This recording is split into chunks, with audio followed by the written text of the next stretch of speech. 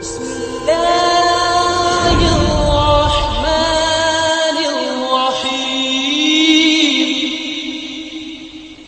اعوذ باللہ من الشیطان الرجیم. بسم اللہ الرحمن الرحیم. الحمد للہ رب العالمین وصلی اللہ علی محمد وآلہ الطاہرین لا سیما بقیت اللہ الاعظم امام زماننا. وقال اللہ تعالی فی کتابہ الکریم اعوذ باللہ من الشیطان الرجیم. بسم اللہ الرحمن الرحیم. هو الذی ارسل رسولہ بالہدی ودین الحق لیظہرہ علی الدین کلہ ولو کرہ المشرکون. تاریخ میں بعض ایسے واقعات ہیں، بعض ایسے مسائل ہیں انسانیت سے مربوط کہ جن کے اثرات آج تک انسانیت دیکھ رہی ہے. انہی میں سے ایک واقعہ اور ایک ایسا مسئلہ کہ جو شاید اسلام کا سب سے بڑا اور اہم ترین مسئلہ ہے، اس کی جانب آج ہم اشارہ کریں گے. 1916 میں برطانیہ میں موجود ایک یہودی تنظیم وہاں کی پارلیمنٹ کو ایک درخواست دیتی ہے کہ جس میں تقاضا کیا جاتا ہے کہ پوری دنیا کے اندر جو یہودی موجود ہیں ان کے لیے ایک سرزمین کو مختص کیا جائے، اور 1917 کے اندر برطانوی پارلیمنٹ یہ قرارداد پاس کر لیتی ہے اور اس کام کو عنوان دیا جاتا ہے سرزمین کے بغیر ایک قوم. اور یہ سرزمین کے بغیر ایک قوم آگے چل کر فلسطینی لوگوں سے ان کی زمین چھین لیتی ہے، اور آج فلسطین مکمل ان کے قبضے میں ہے. لیکن جب یہ قرارداد پاس ہوئی اس وقت فلسطین مکمل طور پر برطانیہ کے قبضے میں بھی نہیں تھا، لیکن اس کے باوجود کہ یہ فلسطینی سرزمین سلطنت عثمانیہ کے ماتحت آتی تھی، اس کو قطع نظر کرتے ہوئے برطانیہ نے اس سرزمین کو یہودیوں کے نام کر دیا. اور آج جو ہم دیکھ رہے ہیں کہ انقلاب اسلامی کی کامیابی کے بعد ایک مقاومت میں رشد آیا، مقاومت میں ترقی آئی صہیونی حکومت کے خلاف، یہ اگر اس دور میں مقاومت اس طرح انجام دی جاتی تو کبھی بھی آج اس طرح کے واقعات جو ہمارے سامنے مزید ہم آگے بیان کریں گے یہ پیش نہ آتے. کیونکہ فلسطین سلطنت عثمانیہ کے ماتحت تھا، لہٰذا اس ناجائز برطانوی قبضے کے خلاف لوگوں کے اندر ایک بغاوت پیدا ہوئی اور انہوں نے برطانیہ کے خلاف احتجاجی تحریک کو شروع کرنے کی کوشش کی. لیکن برطانیہ یہ چیز بھانپ گیا اور اس نے وہی اپنا پرانا حربہ یعنی ڈیوائڈ اینڈ رول کی پالیسی اپنائی، اور لوگوں کے درمیان، فلسطینی لوگوں کے درمیان، ان کے قبائل اور ان کے رہبروں کے درمیان ایک پھوٹ ڈال دی. اور دوسری جانب خود فلسطینیوں کا سلطنت عثمانیہ کے ساتھ ایک ٹکراؤ وجود میں آیا کہ جس کا سب سے زیادہ فائدہ برطانیہ کو ہوا، اور آخر میں اس سلطنت کو ختم ہونا پڑا، یعنی سلطنت عثمانیہ ٹوٹ گئی اور مختلف ممالک وجود میں آئے. اس سے ہمیں اندازہ ہونا چاہیے کہ کتنا استکبار اس اتحاد کے خلاف کام کرنے کی کوشش کرتا ہے. کیوں؟ کیونکہ اس کے عزائم اسی عدم اتحاد اور اسی تفرقے کی بنیاد پر قائم ہوتے ہیں. پوری قومیں اسی استعمار نے، اسی استکبار نے صرف تفرقے کو لوگوں کے درمیان پھیلا کر تباہ کر دی. قضیہ آگے چلتا ہے، مسئلہ آگے چلتا ہے، اور اس دور کی دو سپر پاور جو بظاہر ایک دوسرے کے خلاف تھیں لیکن اسلام کے خلاف متحد ہو جاتی تھیں، انہوں نے متحد ہو کر اقوام متحدہ کے اندر ایک قرارداد پاس کروائی اور اس سرزمین کو یہودی اور عربی زمین کے درمیان تقسیم کر دیا. 14 مئی 1948 کو برطانیہ نے سرکاری طور پر اسرائیل کی تشکیل کا اعلان کیا، جس کے فوراً بعد امریکہ اور روس نے سب سے پہلے اس غاصب ریاست کو تسلیم کر لیا. اسی روز 4 عرب ممالک مصر، شام، لبنان اور اردن یہ اسرائیل کے اوپر حملہ کرتے ہیں، لیکن 3 ماہ بعد انہیں شکست کا سامنا کرنا پڑتا ہے، اور اسرائیل جو ابھی تشکیل پا رہا تھا وہ عالمی طاقتوں کی پشت پناہی سے کئی ممالک کے خلاف کامیابی اختیار کرتا ہے. یہ قضیہ آگے چلتا ہے، کئی جنگیں عرب اور اسرائیل کے درمیان، یعنی عرب ممالک اور اسرائیل کے درمیان انجام پاتی ہیں، یہاں تک کہ جو تیسری جنگ ہوتی ہے 1967 کے اندر، یعنی 1967 کے اندر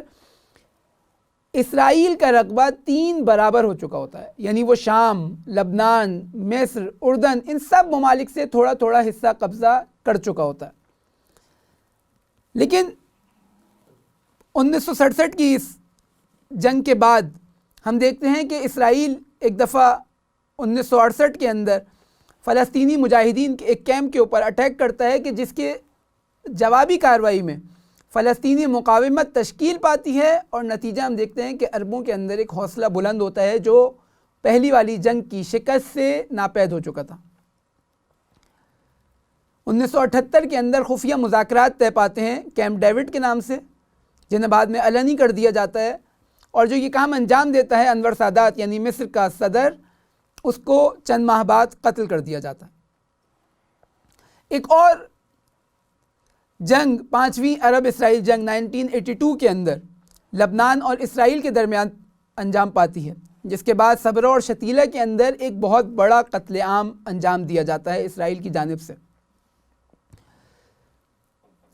1987 میں پہلی مزاحمتی تنظیم یعنی حماس، حرکت مقاومت اسلامی فلسطین کے اندر وجود میں آتی ہے، اور اسرائیل کے مخالف مزاحمت مزید مضبوط اور رشد ہوتی ہے، اور جو ایک لوگوں کے ذہنوں کے اندر ایک خوف تھا کہ ہم اسرائیل کو شکست نہیں دے سکتے، یہ چیز ختم ہوتی ہے۔ جس طرح انتفاضہ یعنی ایک ایسی غیر مسلح عوامی تحریک جب یہ شروع ہوئی تو لوگوں کے حوصلے بڑھے اور اسرائیل کے خلاف لوگوں کے جذبات ابھرے، یعنی اس سے پہلے وہ سمجھتے تھے کہ یہ کام نہیں ہو سکتا، یعنی ہم جب اتنے بڑے بڑے ممالک ایک ایسی غاصب حکومت کے خلاف ڈٹ کر چند دن نہیں ٹک سکتے تو ہم کسی کھاتے میں نہیں آتے۔ لیکن حماس کی تشکیل کے بعد اور اسی طرح انتفاضہ کے تشکیل دینے کے بعد لوگوں کے اندر یہ جذبہ پیدا ہوا اور یہ یقین ہوا کہ اگر ہم صحیح اور کوشش کریں تو یہ کام انجام دیا جا سکتا ہے۔ پہلا انتفاضہ جس طرح شروع ہوا کہ ایک صہیونی ٹرک 4 فلسطینی افراد کو جو عام آدمی ہوتے ہیں ان کو قتل کر کے ان کو کچل کے چلے جاتا ہے، اور اس کی وجہ سے جب لوگ دیکھتے ہیں کہ ایک صہیونی جان بوجھ کر یہ کام انجام دے رہا ہے تو ان کے اندر ایک غیظ اور غضب کی کیفیت پیدا ہوتی ہے، جس کے بعد یہ عوامی تحریک اٹھتی ہے۔ 2000 میں دوبارہ یہ انتفاضہ شروع ہوتا ہے، بیت المقدس کے اندر ایک ایسا واقعہ پیش آتا ہے کہ جس کی وجہ سے دوبارہ یہ انتفاضہ شروع ہوتا ہے، اور 2006 کی جنگ کہ جس کو ہم بہت اچھی طرح جانتے ہیں، یعنی حزب اللہ کی اس غاصب صہیونی ریاست کے ساتھ 33 روزہ جنگ، کہ جس میں حزب اللہ 2 یہودی فوجیوں کو اسیر کرتی ہے، 2 صہیونی فوجیوں کو اسیر کرتی ہے، اور ان کو بہانہ بنا کر یہ غاصب صہیونی ریاست لبنان کے اوپر حملہ کرتی ہے، اور نہ صرف حزب اللہ کے ٹھکانوں پر حملہ کیا جاتا ہے بلکہ عوام کے اوپر جو رہائشی علاقے ہیں ان پر حملہ کیا جاتا ہے تاکہ حزب اللہ کے اوپر زیادہ سے زیادہ پریشر ڈالا جا سکے کہ وہ ان صہیونی فوجیوں کو رہا کر دے۔ لیکن جوابی طور پر ہم دیکھتے ہیں کہ حزب اللہ صہیونی غاصب ریاست کے اوپر جب حزب اللہ راکٹ برساتی ہے تو اسرائیل مجبور ہو جاتا ہے کہ حزب اللہ کے ساتھ مذاکرات کرے اور اپنے ان 2 اسیروں کے بدلے کئی لبنانی اور فلسطینی اسیروں کو رہا کرے۔ یہ آپریشن جسے سید حسن نصر اللہ نے وعد الصادق کے نام سے کہا تھا، یہ آپریشن اپنا نام نبھاتا ہے اور یہ وعدہ سچا ہوتا ہے اور لبنانی اور فلسطینی اسیر واپس آتے ہیں۔ یہ پہلی ایسی جنگ تھی کہ جب ہم اس کا ملاحظہ کریں تو باقاعدہ اسرائیل کی شکست اس میں ہمیں نظر آتی ہے، اور اسرائیل گھٹنے ٹیکنے پر مجبور ہوتا ہے، اور اس سے فلسطینی مقاومت کو جو قوت اور جو توانائی ملتی ہے وہ اس سے پہلے دیکھنے کو نصیب نہیں ہوئی۔ لہذا اس کے بعد حتیٰ جب 2007 میں اسرائیل غزہ کا محاصرہ کرتا ہے، ایک طرف سے اسرائیل دوسری طرف سے مصر، اور کوئی راستہ نہیں ہوتا کہ ایڈ اور امدادی چیزیں جو ہیں، دوائیاں، کھانا پینا، یہ تمام غزہ تک پہنچ سکے، اس حال میں 2008 کے اندر جب اسرائیل غزہ کے اوپر حملہ کرتا ہے تو یہ فلسطینی مقاومت ڈٹ کر کھڑی ہوتی ہے اور 22 دن کے اندر اسرائیل کو شکست جھیلنی پڑتی ہے۔ اس کے باوجود کہ یہ لوگ محاصرے میں تھے، لیکن یہ مقاومت انجام پاتی ہیں اور کامیابی سے ہمکنار ہوتی ہے۔ 2008 کے اواخر اور 2009 کے اوائل میں دوبارہ فلسطین کے اوپر حملہ ہوتا ہے اور فلسطین سرخرو ہوتا ہے۔ 2010 کا فریڈم فلوٹیلا والا کاروان جو 9 کشتیوں کے اوپر مشتمل تھا اور 800 افراد 40 مختلف ممالک سے اس کے اندر موجود تھے، پاکستان، ایران سے مختلف ممالک سے یہ افراد وہاں گئے تھے، ان کے اوپر یہ غاصب صہیونی ریاست ان کشتیوں کے اوپر حملہ کرتی ہے اور پوری دنیا کے اس کا ریئیکشن دیکھتی ہے، اور پاکستان میں بھی الحمدللہ ہم اس کا ریئیکشن دیکھتے ہیں۔ 2012 کے اندر 8 روزہ جنگ، یعنی یہ غاصب صہیونی ریاست فلسطین کے اوپر حملہ کرتی ہے اور 8 دن کے اندر اس کو شکست کا سامنا کرنا پڑتا ہے، اور یہ کام جس میزائل کے ذریعے انجام دیا جاتا ہے اس کا نام تھا فجر 5، یعنی یہ ایران کا ساختہ شدہ میزائل، فلسطینی مقاومت اس کے ذریعے اسرائیل کو پسپا کرتی ہے اور 8 دن میں اسرائیل پیچھے ہٹ جاتا ہے۔ 2014 میں دوبارہ غزہ پر حملہ ہوتا ہے اور آج تک مسلسل یہ حملے جاری ہیں، یہ جنگ جاری ہے، اور یہ ایک ایسی جنگ ہے جو حق اور باطل کے درمیان معیار بن چکی ہے۔ آج دنیا میں حق اور باطل کی صفیں، ان کی حدود، ان کے بارڈرز بہت واضح ہو چکے ہیں۔ آج دنیا آسانی کے ساتھ گزشتہ ادوار کی نسبت حق اور باطل کے درمیان تمیز کر چکی ہے اور ان کے درمیان فرق کو محسوس کر رہی ہے۔ اسی بنیاد کے اوپر، کیونکہ حق اور باطل ایک دوسرے سے نسبتاً واضح طور پر جدا ہو رہے ہیں، اسی بنیاد پر ایک ایسی چیز کو ملاک قرار دینا چاہیے حق اور باطل کے لیے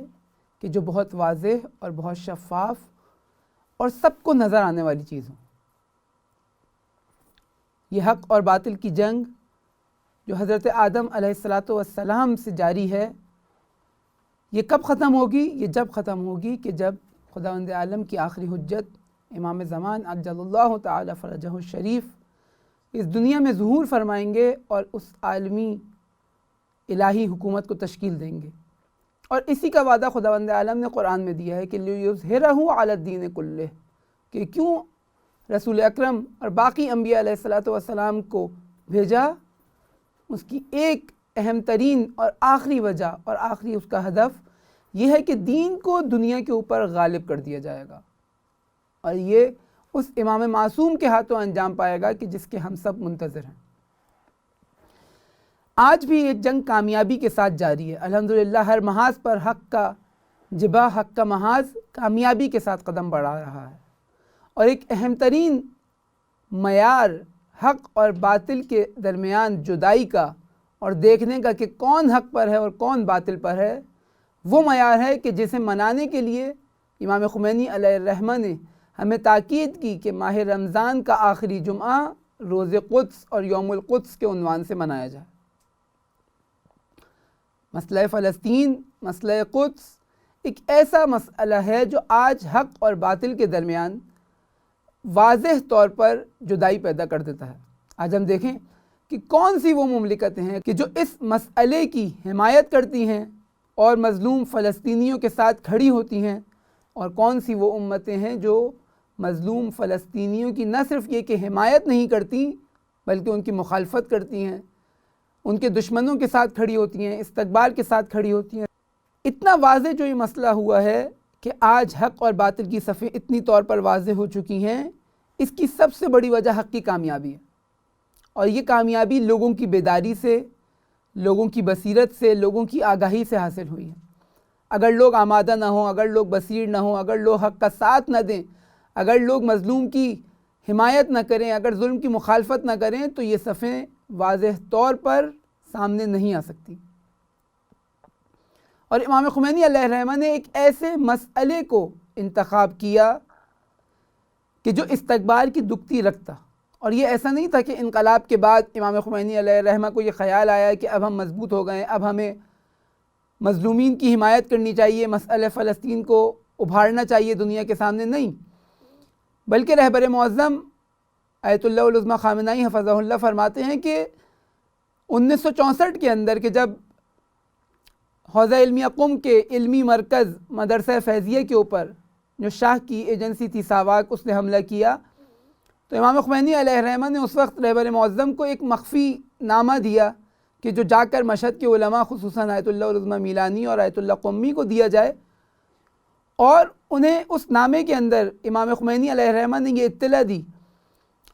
کہ آپ صہیونیوں کے ساتھ مبارزے کے لیے اور ان کے ساتھ جنگ کے لیے مکمل طور پر آمادہ ہو جائیں، کیونکہ یہ غاصب فلسطینی حکومت جو فلسطین کے اوپر غاصب ہے،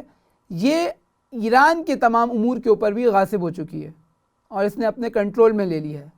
لہٰذا آنے والے محرم کے اندر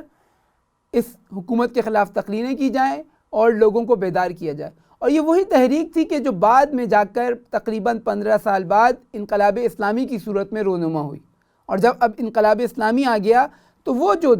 ضد صہیونیت اور اسرائیل دشمنی آغاز تھی اس امام خمینی کی اس تحریک کا، اب وہ مزید رشد کیا۔ اب اس نے، ہم دیکھتے ہیں پوری دنیا کے اندر اس مقاومت نے بہت اسپیڈ کے ساتھ، بہت سرعت کے ساتھ ترقی کی، مختلف محاذوں پر مقاومت کو کامیابی حاصل ہوئی، اور ایک یہ نئی جہت تھی مقاومت کے لیے کہ اب ایک بڑا نظام، اب ایک بڑی حکومت اس مقاومت اور فلسطین کی پشت پناہی کر رہی ہے۔ ہم دیکھتے ہیں کہ دنیا کے اندر جب بھی کوئی آواز بلند ہوتی ہے ظالم کے خلاف، مظلومین کی حمایت میں، تو اس کا ایک اثر ہوتا ہے۔ ایسا نہیں ہے کہ جتنی آوازیں بلند ہوتی ہیں، جتنی ریلیاں نکلتی ہیں، جتنے احتجاج ہوتے ہیں، جتنے تظاہرات ہوتے ہیں، پریس کانفرنسز ہوتی ہیں، سیمینار ہوتے ہیں، بینرز لگتے ہیں، ان کا کوئی اثر نہیں ہوتا۔ نہیں، ایسا نہیں ہے۔ ہمارے سامنے اگر کوئی ہمیں سپورٹ کرے تو ہمارے اندر حوصلہ بڑھتا ہے،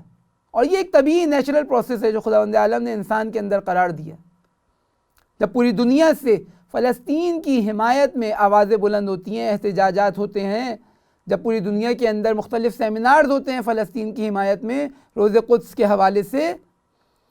تو فلسطینیوں کے اندر ایک جذبہ مزید ابھرتا ہے، اور وہ مزید امیدوں کے ساتھ اس محاذ کے اوپر لڑتے ہیں اور دشمن کے مقابل کھڑے ہوتے ہیں۔ اب یہ ایک ایسا مسئلہ ہے، مسئلہ فلسطین، کہ جس میں کسی قسم کی شک و شبہ، کسی قسم کے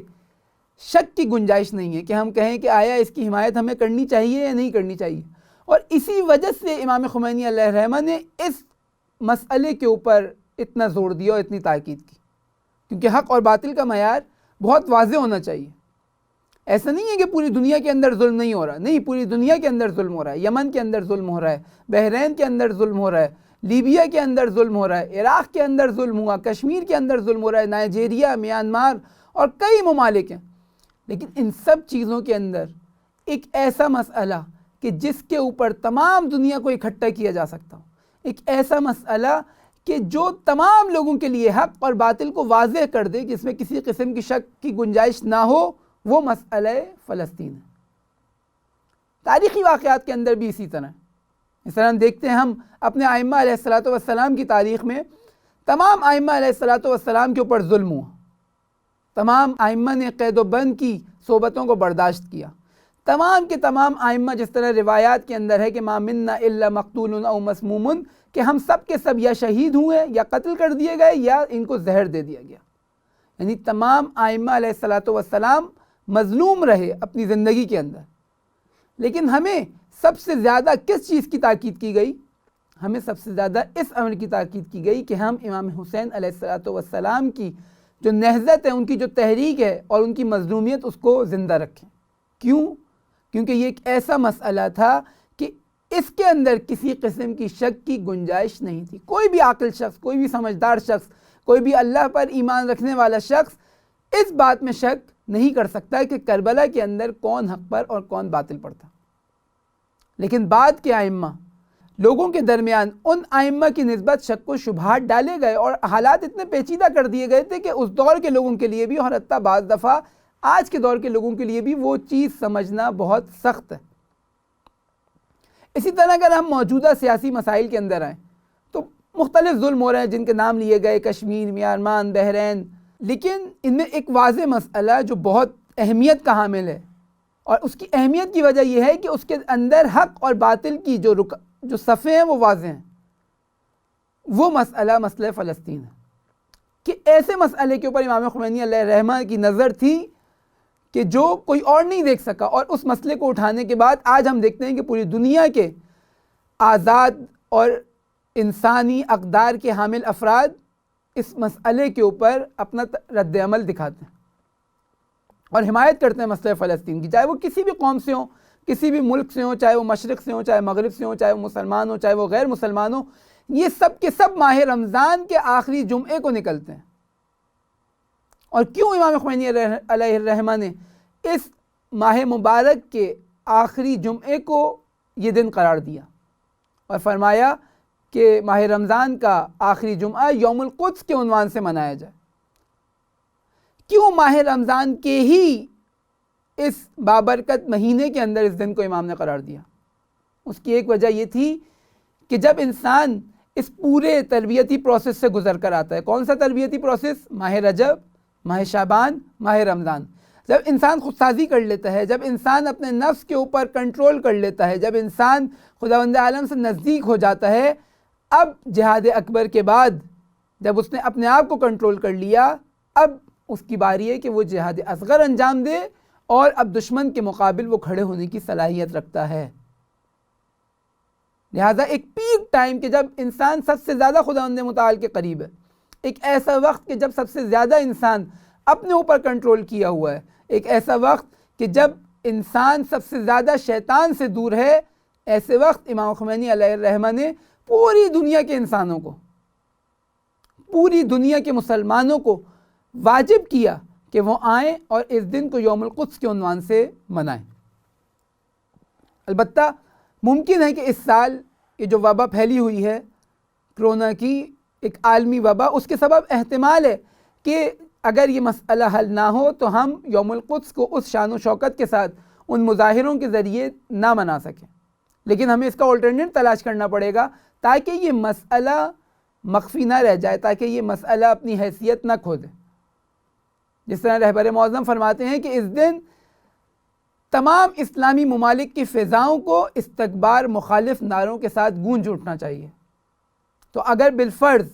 ہم ریلی نہیں نکال پاتے، بالفرض ہم کوئی ایک ایسا اجتماع انجام نہیں دے پاتے،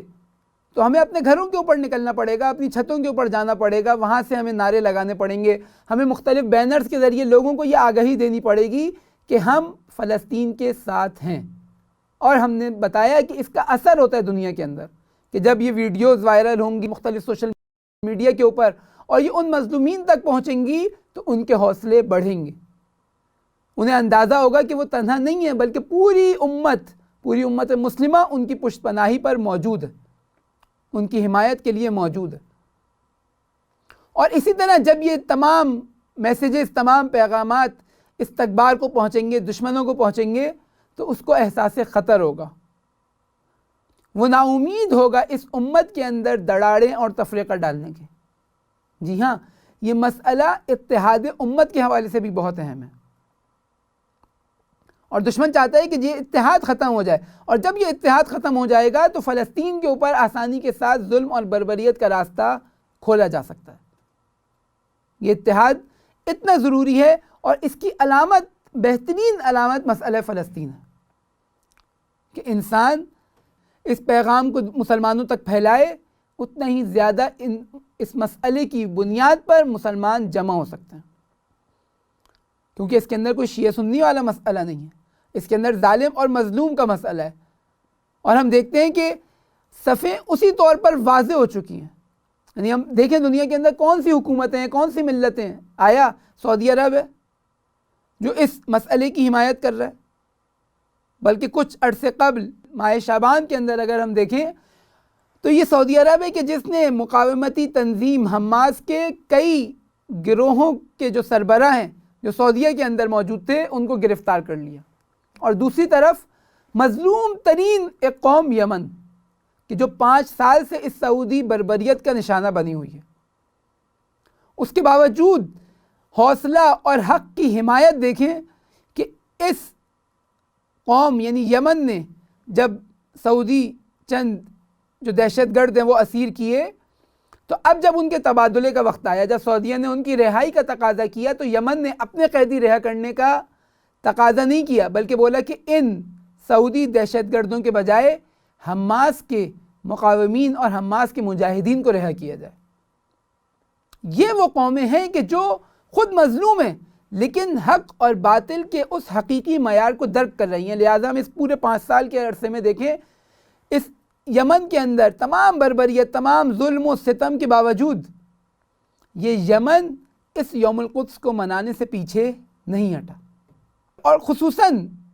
تشیع کہ جب ہم بات کرتے ہیں کہ ہم مولا علی علیہ السلام کے شیعہ ہیں، تو جس طرح سید حسن نصر اللہ نے اپنے خطاب میں فرمایا تھا کہ ہم علی ابن ابی طالب علیہ السلام کے شیعہ کبھی بھی مسئلہ فلسطین سے دستبردار نہیں ہوں گے۔ کیوں نہیں ہوں گے؟ کیونکہ ہمارے مولا نے ہمیں وصیت کی تھی، ہمارے مولا کے جو اسی ماہ مبارک کے اندر شہید کر دیے گئے، اسی مولا نے ہمیں یہ وصیت کی تھی کہ دیکھو کونا للظالم خصما وللمظلوم عونا، کہ دیکھو خود خصوصاً امام حسن اور امام حسین علیہ السلام کو وصیت کر رہے ہیں کہ دیکھو ہمیشہ مظلوم کے مددگار اور ظالم کے مخالف رہنا۔ اور آج بھی اگر خدا نخواستہ ہم یہ وصیت بھلا دیں، ہم اپنے مولا کی تعلیمات کو بھلا دیں، لیکن ہمارے مولا کا عمل ان صہیونیوں کو جینے نہیں دیتا۔ آپ نے دیکھا ہوگا کچھ عرصہ قبل اسی یوم القدس کی ایک ریلی مغربی ایک ملک کے اندر منعقد ہوئی، اور اس کے مقابل یہ صہیونی ایک اور ریلی نکلے اس صہیونی غاصب ریاست کی حمایت میں۔ اس کے اندر ایک پلے کارڈ تھا جو سوشل میڈیا کے اوپر بہت وائرل ہوا۔ وہ کیا لکھا تھا اس کے اوپر لکھا تھا کہ خیبر واز یور لاسٹ چانس، خیبر تمہارا آخری چانس تھا،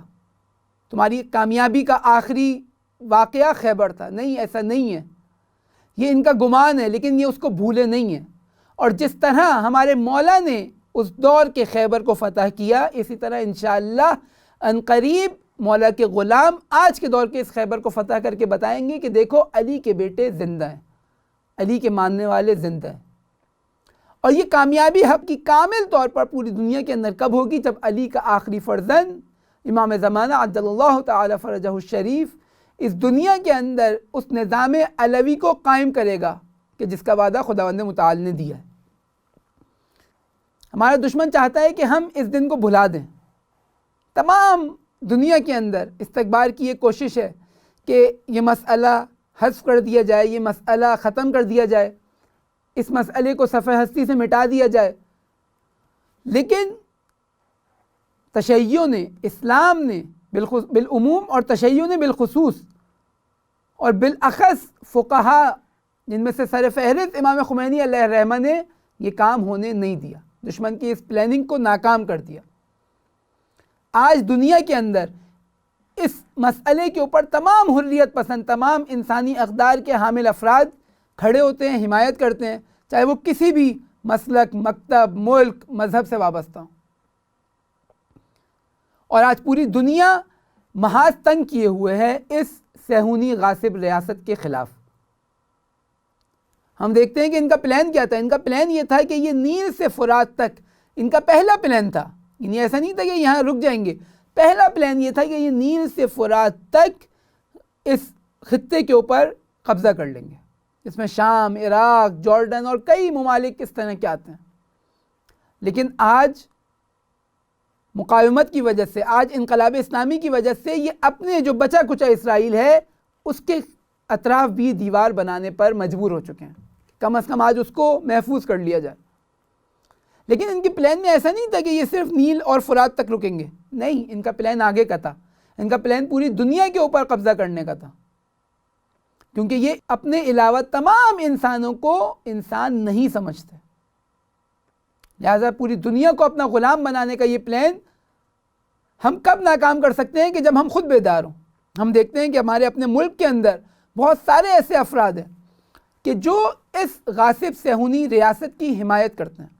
اور چاہتے ہیں کہ پاکستان جو اسلام کے نام پر بنا وہ اس غاصب صہیونی ریاست کو تسلیم کر لے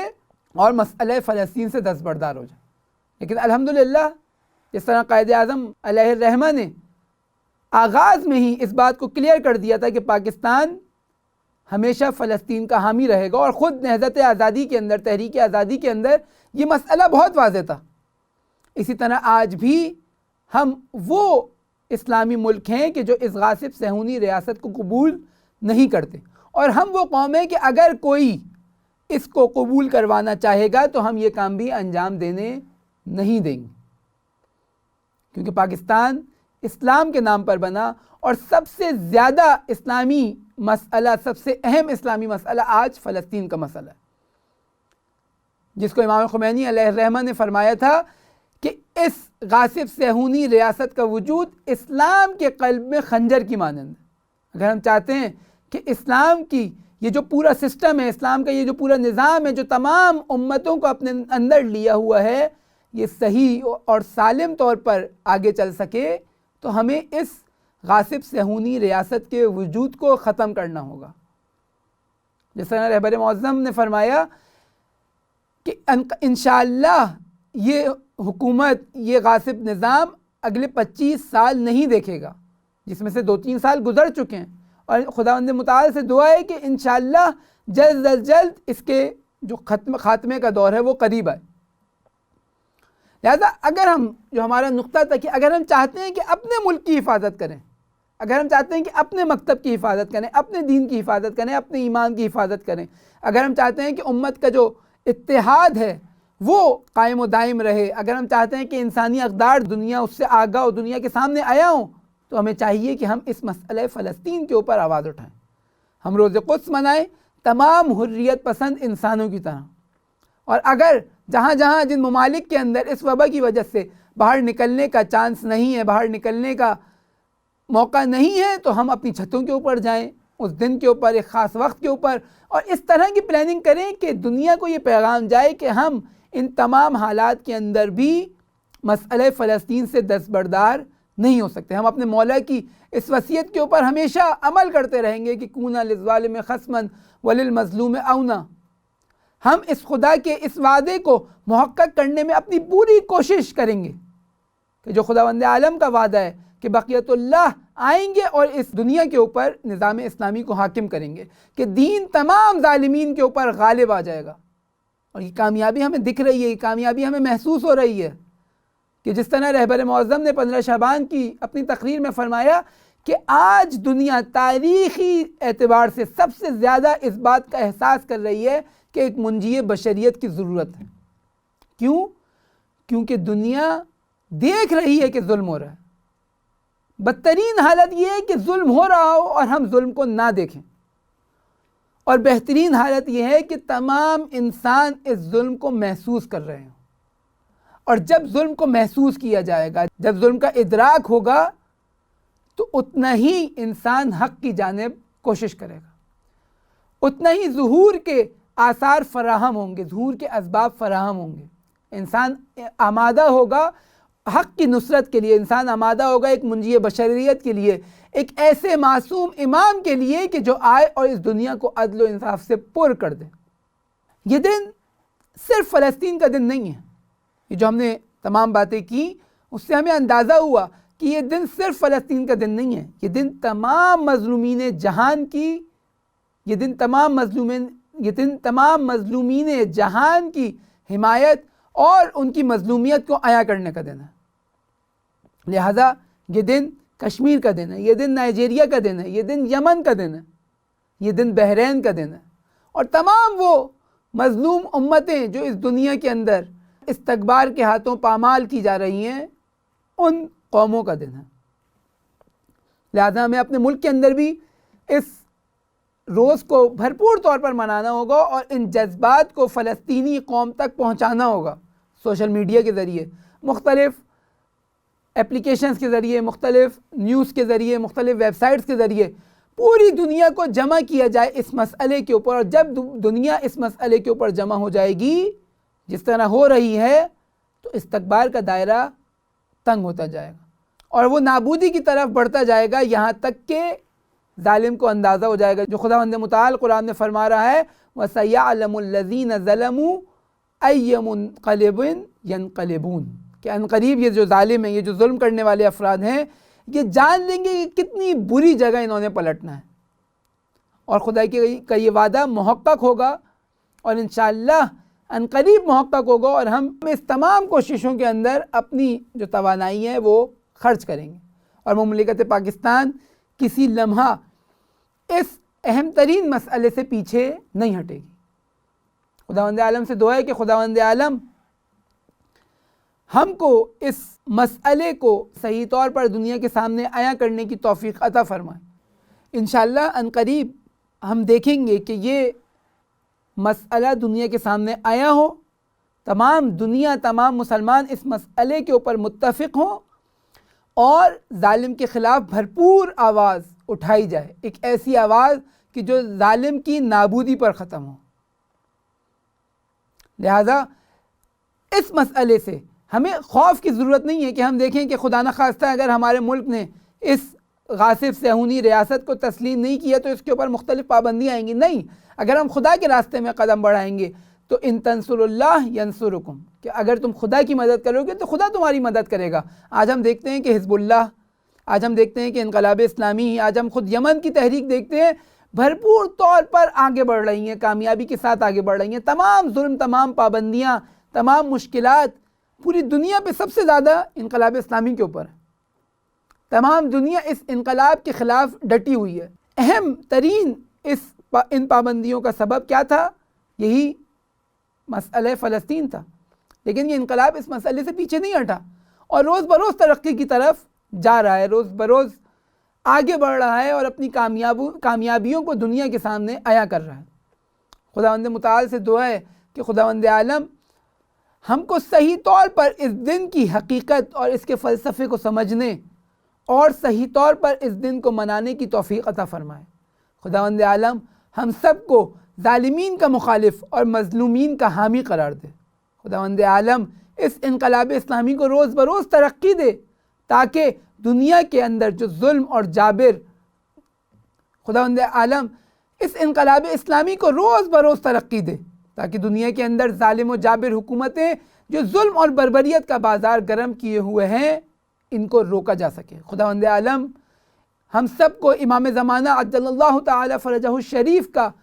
کے ظہور کا زمینہ فراہم کرنے کی توفیق عطا فرمائے تاکہ امام آئیں اور خداوند عالم کے اس وعدے کو محقق کریں کہ جس کا وعدہ خداوند عالم نے سورہ توبہ کی آیت نمبر 33 میں ارشاد فرمایا کہ هو الذی ارسل رسولہ بالہدی ودین الحق لیظہرہ علی الدین کلہ ولو کرہ المشرکون۔ والسلام علیکم ورحمۃ اللہ وبرکاتہ۔